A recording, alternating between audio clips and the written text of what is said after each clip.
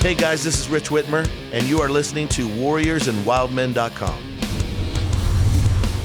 Something is only worth what someone's willing to pay for it. Think about that.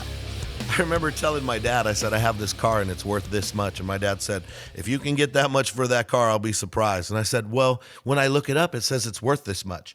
And my dad said, hey, something is only worth what someone is willing to pay for it.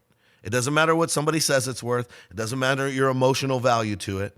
The only way to determine its value is what somebody's going to pay for it. Even a work of art. You could say, well, this work of art is worth this much. But if you don't have a buyer for that much, then it's not really worth that much, is it?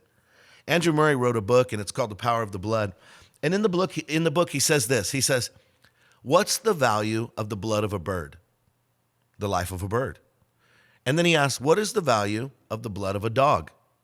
Well, obviously, it's the life of a dog, and most people would think a dog would be more valuable than a bird. And then he says, what's the value of the blood of a man?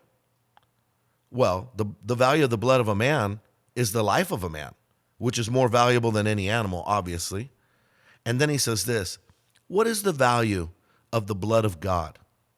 It's worth the life of God. And now, why is that important to us? I'll tell you why it's important. Because something is only worth what someone's willing to pay for it. And I'll tell you this right now, that God decided that you and I were worth so much that he was willing to give the blood of his son, Jesus, the Son of God. The blood of Jesus is as valuable as the life of Jesus that he gave for us. You want to know what you're worth? You are worth what someone is willing to pay for you. And that's not an idea or a concept. It already happened.